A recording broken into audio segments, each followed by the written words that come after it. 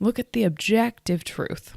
And when you notice yourself trying to spin that story, ask yourself, what is that objective truth?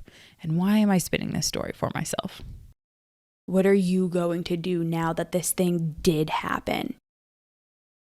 Because we get to choose that. That's the part that we get to choose. That's the part that, in working with like trauma survivors, it's that changes their life. Hey everybody, this is Bianca. And this is Emilia.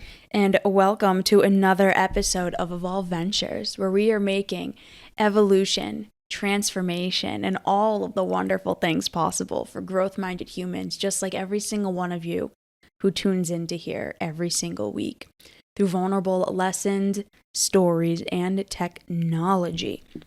Last episode we dove into, is your environment helping or hurting you?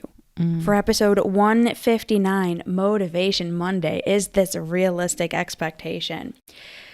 We're going to be diving into some stuff, and I think this is going to be a interesting episode for a lot of you listening to this, because this is not something that a lot of people talk about, and it actually is something Emilia and I have briefly talked about on the show, and we've rumbled on it a little bit. So if you're watching the YouTube video, you can see her smirking because she's not excited about this.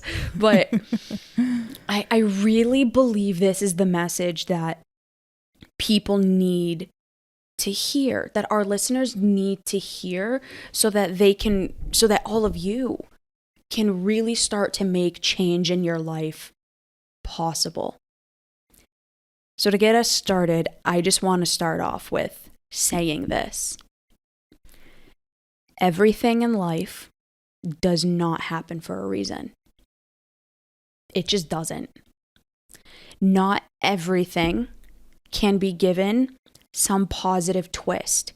Not everything can just be spun into a positive light. And I know I'm starting this off a little intensely, but the reason I wanted to just start off right away by saying that is because this belief and this understanding is what keeps the majority of my clients stuck and in pain and struggling. Because we hear this message all the time. We hear this message everywhere. Well, just think positive. Well, you know, what do people say? Like, this is just happening for a reason, you know, and you just gotta find it, and then everything will be okay. It's all going to work out. It's all just going to work out. Everything's just going to be fine. And what that does is it doesn't actually help you to see the reality of the situation. It doesn't help you to actually acknowledge what is really going on. And how did I get here? And what led me into this? Because if you're just trying to say, well, everything just happens for a reason, and it's just all going to work out, and, you know, well, here's the positive about this, you know, here's what, it's like, no, you're not giving yourself that chance and that opportunity to really see what is actually happening, what is actually going on. I work with a lot of trauma survivors, right? I'm starting to understand that, like, that's my favorite demographic, or psychographic, I guess, of people to work with, because you really get to see firsthand, like, how the incidences that people go through really transform everything about them. And one of the interesting things that I've seen is that the majority of them are like, they've been told this message that, well, everything just happens for a reason, you know?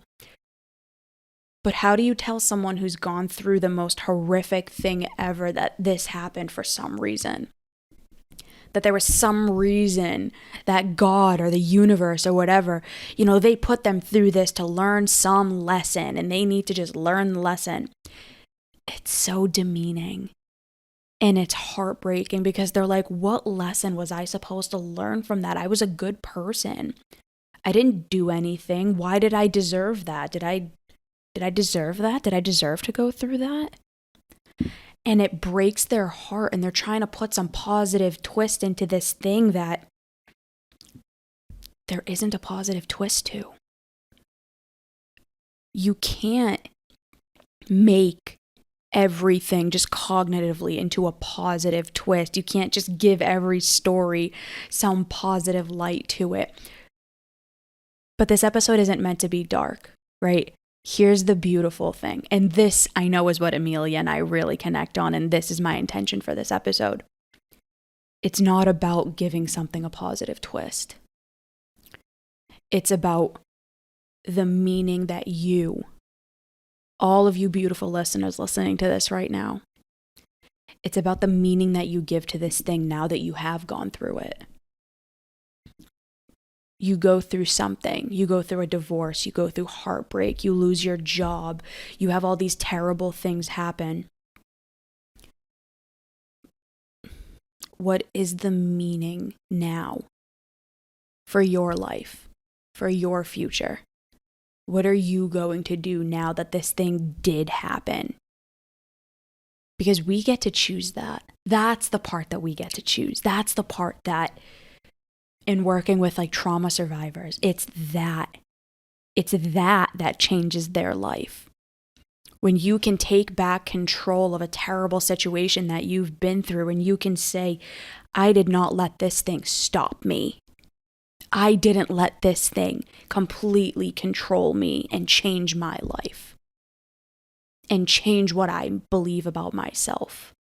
I'm going to take this thing, and because of this, this is the meaning I'm going to give to it. And this is what I'm going to do. And that is how real transformation happens. Not by just trying to put some positive twist on it, positive thinking BS that we all know doesn't work, right? Just chanting affirmations and stuff. Like, yes, it's a nice tool, but it's not going to fix the problem. And also, it doesn't have to be some huge thing. You know, I've fallen prey to the positivity twist for sure. And I say prey just because I didn't realize, like, I'm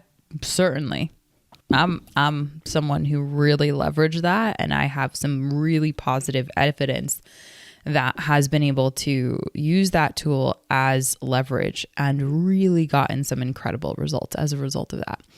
However, I want to be vulnerable about the downside of what that's been like. Because for someone who's really optimistic and who has grown up with that thinking that like, it's going to all work out, don't worry about it. Like, put your bootstraps on, arrive at the scene, get it done, get her done, right? Like someone who is taught that from an entrepreneur, like, of course, like you have to grind through life because, and this is a quote that I want to honor my grandmother in.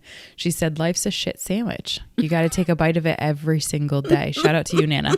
And it's true because at the end of the day, we're all going to have our own shit sandwich, for lack of better words. And pardon us if we have some kiddos around, but there is truth to that. And for us to kind of twist that in a different way and dilute our reality, there's a downside to that. Okay. So like a small little example of this where really, to Bianca's point, you can help transform and claim that back, where not everything has to get twisted into a positive light, right? Knowing that that's something that I am privy to. I'm always trying to look at the good side of things. I'm always trying to find the best in people. That RAS, my brain that like searches for the things on my behalf when I don't really want to think, like it's always trying to look for that in other people, right? So always am I seeing the best in everyone, even when people disrespect me. And so I had an interesting experience last week when there was this woman that I was working with, and she has a European background. So she has a different cultural experience with respects to her communication. And I've had a really good relationship with her in the past. And there was this, at like a high level, there was this email that she had sent to me that was like out of left field. And it was very disrespectful. Let's like call it spade to spade. But in a former life, I found myself kind of working with the like, oh, okay, we're going there. We want to disrespect Emilia. Okay. All right. Let's see what that is. And let's, again, in real time, working through what a meaning gets assigned. Is it, oh, she's being disrespectful, or trying to twist it into a positive lickety split twist where Emilia is going to pull out the best and, oh, she was just having a hard day, and oh, she feels so vulnerable to be able to share with me like some feedback where wasn't even warranted. Awesome, Emilia, you can do better. Like, great. Me trying to twist all of what was, when you look at it objectively, into plain disrespect, you start to really be able to take back some of that energy and some of those things that like were never yours in the first place. And you get to assign a meaning that is actually living more in the objective truth rather than spinning up a meaning just because you want to see the positive light in things. And so the downside of just doing that, is really fooling yourself. If you just continuously fool yourself and live in this delusion that everyone wants what's best for you, everything happens for a reason, right? You'll learn a lesson with absolutely everything. Things will just work out. That, from my perspective, after someone who is really living through this and really working on both of those ends, really forcing myself to like, before I want to assign that positive meaning, what is the objective truth? And asking that question, is this a realistic expectation for, given the words that were used here, this is a positive message? Is that realistic, Em? The downside of that, I don't think we talk about it that much, but to Bianca, your lighter message here, I do think it's really empowering when we can realize that we have ownership in this. We have the ability, the responsibility to assign a meaning that really does work for us, right? Work for our evolution, work for our best version of ourselves. And I think that, to your point, B, that's empowering AF. And I think we can do that not just in the big things, right? Not just in the trauma experiences, not just in those bigger pivotal moments when we lose a job, but in the day-to-day, y'all, right? Look at the objective truth.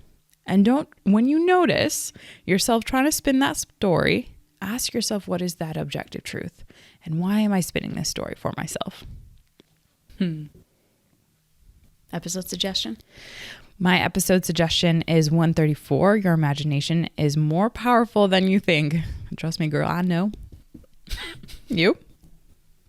106, the difference in a fixed versus growth mindset culture. For everyone listening on this beautiful Monday, we mentioned this in the last Motivation Monday episode. We mentioned this in the last episode. We have some really incredible things headed down the pipeline. Ooh. One of them is group coaching. So if you are ready for this year to be completely transformative, for you to be a greater, happier, more fulfilled, more capable and competent and confident version of yourself. If you're ready to stop feeling the way that you've been feeling and really live the life you've always wanted. I know that's a very big claim.